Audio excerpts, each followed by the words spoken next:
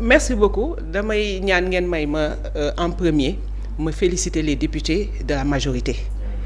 et du coup mën naa si laaxaale même la 15e législature parce que 15e législature bi quoi que l'on puisse dire c'est une législature de rupture et je suis très bien placé pour xam ko parce que maa ngi fi woon 14e législature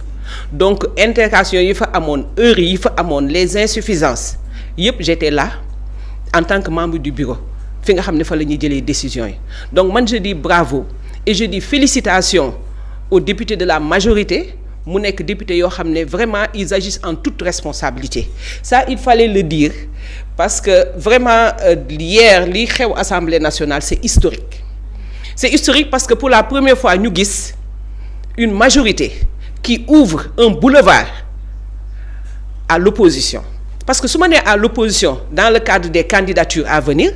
mooy ne aujourd'hui majorité boo xam ne moom leer na ko ne son leader li nga xam ne moom mooy candidature am ça ne souffre d'aucun doute aucun problème mais am na ñi nga xam ne tey ñu ngi ci réew mi xëy na sañu ñoo wax ci kaw walla amuñu doole boobu mais ñu ubbi leen boulevard ba ñi nga xam ne dañ leen lésé woon ñu delloo leen seen droit mais dans le futur képp koo xam ne namm nañ lésé ko di nga am loo xam ne dina la protéger ba nga mën a bokk je pense que loolu c'est à saluer moo tax may jox félicitations yu am doole à ces députés à nos députés de cette du groupe parlementaire Pastef les Patriotes nga xam ne ñoo nekk majorité à l'Assemblée nationale. Donc pour revenir sur ça. Je rappelle que ñun Pastef dañuy partir juste si li nga xam ne moom mooy justice mooy yoon te c'est un parti boo xam ne bu ngeen xoolee c'est un parti qui se confond au peuple sénégalais. Parce que da ngay dem ba nga xam ne boo waxee dëgg sax ñu ne la ndax Pastef nga bokk boo dëggee quand tu es constant ñu ne la ndax Pastef nga bokk parce que Pastef aujourd'hui dafa assimilé wu au peuple sénégalais lan moo ko waral parce que dafa nekk parti boo xam ne dafa nekk à l'écoute day déglu di dégg parce que mën nga déglu doo dégg mën nga déglu nga faire semblant pour nit ñi wóolu la mais Pastef day déglu day dégg te day topp donc pour wax leen ne lii nga xam ne dañ ko def c'est une demande populaire. Autant loi bi durcir l'homosexualité nu mu nekkoon une demande renégociation pétrole yi nekk ko aujourd'hui L29 L30 boo demee ci maire yi jaay marché sax dañ lay wax L29 L30 donte xamuñu sax li ne ci biir techniquement mais xam nañu ne article yooyu dafa nekkoon article yoo xam ne dafay empêcher nit mu bokk te conséquences yi ñëpp ci teg bët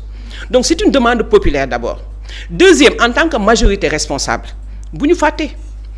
démb le collègue Guy Marius Sagna l'a rappelé man j'étais là essayé woon nañ ko introduire législature bi passé c'était injuste 2 fois wax nañu bi Abbas def mu retiré ko bi Guy Marius Sagna def donc yàgg na bi ñu bëggee dugal loolu pour rétablir la justice mais jamono yooyu dañ ne woon Ousmane Sonko la mais tey du Ousmane Sonko parce que Ousmane Sonko il est électeur il est éligible te li ñu weesu wan nañu ko donc yaa saa beneen bi mooy tey fi ñu toll nii ay yéwén war nañu dépasser moment bi nga xam ne combine mooy tere nit bokk ci élection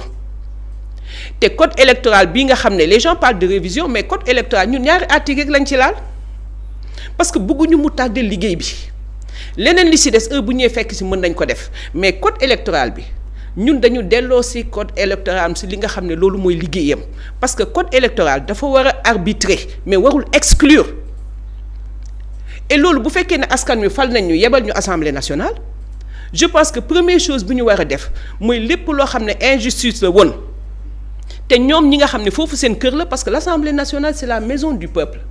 assemblée nationale boo xoolee représentation yi ak ni ñu tëggee élection yi ñi nga xam ne dañu jóge ci département yi ñi nga xam ne dañu jóge ci proportionnel bi da nga war a xam ne ñooñu waruñu lu dul remonter li nga xam ne askan bi moom lay yëg moom la bëgg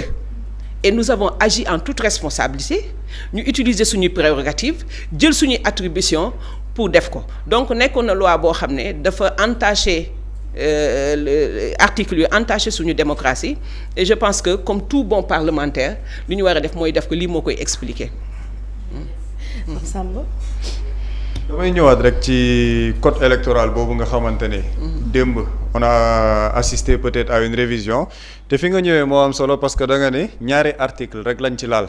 parce que dañuy tudd révision code électoral mais on a l'impression que peut-être xëy na code bi yëpp la ñu changé mais ci sa wax yaa ngi ne ñaari article kese la ñu laal léegi bëggoon nañ xam par rapport ak changement yooyu ñaari article yooyu lan lay prévoir par rapport ak nouveau code électoral bi ak lan lay changer tamit ci jeu électoral bi. xam nga article yooyu sax boo xoolee ñoom ni ñu ko tëggee woon bi ñu koy changé dafay reetaanloo nit ñi mais parfois même man daf may rusloo parce que moi qui suis député de la diaspora ma jóge Amérique xam démocratie fu mu toll foofu bu ñu gisee ñu ne la si article L30 bi bu ñu la tegee amende buy 200 000 francs yow mënatoo bokk mais légèreté yooyu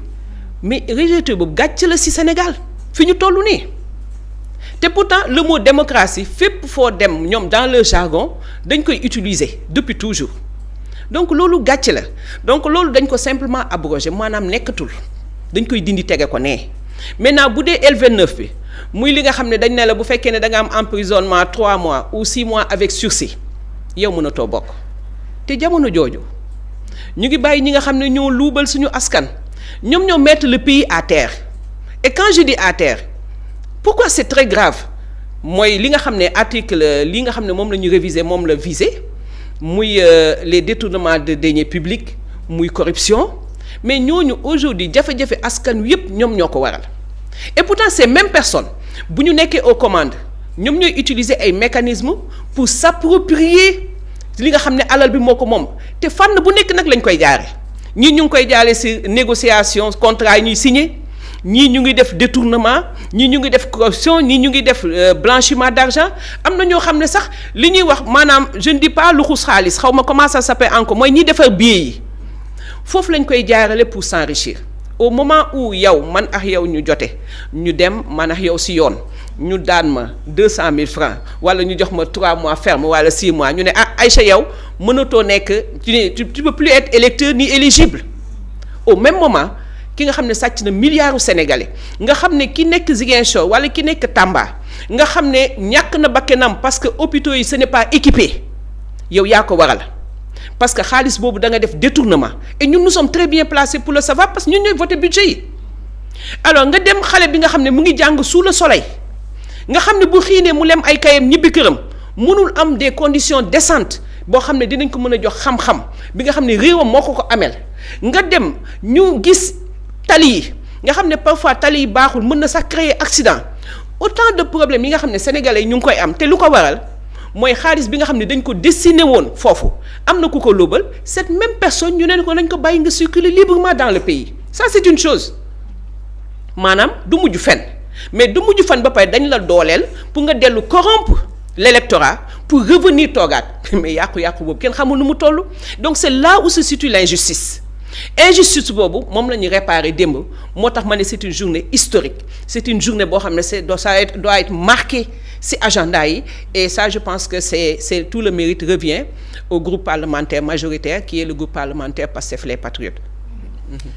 damay ñëw foofu man xëy na dugg ci mbiru politique ndax dafa am loo junj nga ne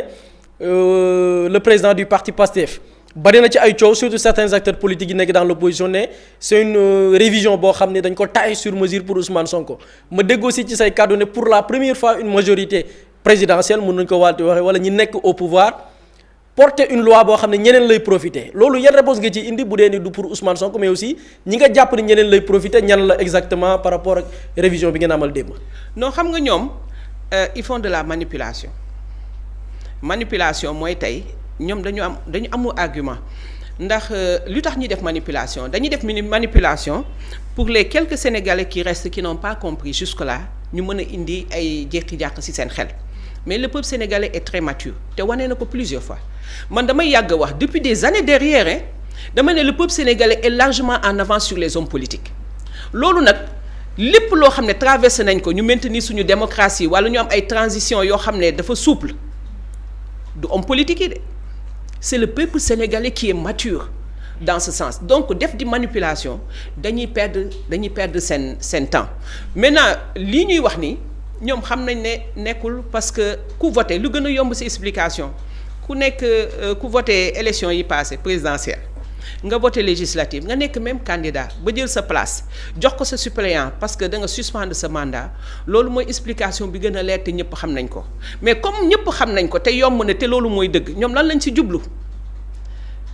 parce que gis nga aujourd'hui vitesse bi Pastef di demee dans ses réalisations yàlla xam na ne ils peuvent plus contenir Pastef maintenant il faut qu'il crée l'actualité créer actualité bu mooy gis dañuy jël lu passé ñu indi ko waaye ñu leen la ne lii ñu yëkkati ni feu de paille lay def ndax léegi avec la communication qui est développée jeunes yu xarañ yi les gens qui sont avertis parce que quand je dis le peuple sénégalais est mature le peuple sénégalais c'est les journalistes le peuple sénégalais c'est nous le peuple sénégalais c'est les artisans le peuple sénégalais c'est les taximans c'est tout le monde donc leer na leen ne lépp lu ñuy yëkkati tey même donte day def feu de paille parce que loo wax lu dul dëgg manipulation ba def 8 heures bu 10 heures ñu tontu la ba tegal la ci leneen mais ils veulent exister politiquement survie la pour ñoom en politique mais ñoom ils savent que la candidature du président Sonko ne souffre d'aucun problème et dafa nekk nit koo xam ne aussi tey même bu souffrir woon c'est quelqu'un qui n'a pas de fixation sur un poste parce que ku taxaw ne Abass Fall retirel cette proposition bu ko déposer parce que ñi ma ànd dinañ yaakaar ne man sama bopp moo ma tax a jóg Guy Marius Sagna revient il nous rappelle que dans les coulisses am na lu mu ko wax pour avoir déposé sans son consentement mais kooku bu demee ba ñu jox ko lépp mu war a dem je pense que loolu faux débat la donc ils veulent ñu maintenir nous tirer vers le bas mais ñun on n'accepte pas c'est pourquoi on est passé à l'essentiel parce que nous sommes là pour tout le peuple sénégalais ñi ñu contrôle ñi ànd ak ñun ñi àndul ñun ñoo xam ne aujourd'hui seen candidature dafa souffrir nañu jàppaat à partir de maintenant bu ko président promulgué ils sont libres sauf nga def li nga xam ne c'est cité si kii bi mooy si kii bi ñu def démb vote bi les kii infractions visées bu dul loolu chacun est libre et le jeu politique est ouvert ku mën na nodd donc ñun en tout cas nous avons rétabli quelque chose nous avons voté hier nous avons révisé 2 articles yoo xam ne c'est pour vraiment tourner le dos à l'exclusion nous passons à l'inclusion ku remplir les conditions mën nga ñëw bopp et c'est le peuple qui tranche mais pas le code électoral les textes les manipulations et les combines non. d'accord honorable ñun buñ dikkee ci li nga xamante ne moo di origine yooyu noonu à quel moment si ban waxtu la li nga xamante ne moo di groupe parlementaire u Pastef ak toog xalaat ni jot na ñoom daal di engagé li nga xamante ne moo di réforme code électoral yooyu. xam nga sànq maa ngi siy wax nee naa yàgg na parce que le groupe parlementaire Yewwi Askan Wi en 2022 Pastef était dedans on était 53 députés. Et le président du groupe parlementaire était de Pastef, c'était Birame Souleye Diop. Nous, on était environ, je pense, on était 24 députés ou 23 députés, mais foofu lañ ko engagé woon. Et je vous ai dit les raisons pour lesquelles loolu demul parce que ñëpp xam nañ ne jamono yooyu même ñi àndoon ak ñun bëgguñu woon Ousmane Sonko bokk. Mously Immo Sénégal moo leen di indil saafara ci jafe-jafe bu ngeen am ci wàllum immobilier yow mi bëgg a jënd kër yow mi bëgg a tabax wala nga jaay sa terrain jokkool ak waa Mously Immo ku am sa kër bëgg ku la ko terrassel wala nga am sa tool bëgg ku la ko lotisel defal la ko ay terrain Mously Immo Sénégal daf leen koy jàppandal gunge leen ci anam gu mucc ayib ku am sa kër itam te nekkuloo ci biir réew mi bëgg ku la ko toppatool gérer la ko Mously Immo moo ci gën a gaaw gën ci wóor ku bëgg réfectionner tabax wala nga defar plan architecte mën nga jokkoo itam ak waa Mously Immo Sénégal mën ngeen leen a woo ci 77 887 25 13 77 887 25 13 Mously Immo indi saafara ngir jëndum kër tabax jaayum terrain terrasse yi ay tool wala lotissé ko defal leen ko ay terrain loolee lépp Mously Immo moo ci gën a gaaw man ngeen itam abonné ci seen chaîne YouTube Mously Immo Sénégal ngir am yeneeni xabaar yu gën a dëggu wala itam wàllum conseil ci wàllum immobilier fii ci biir réewum Sénégal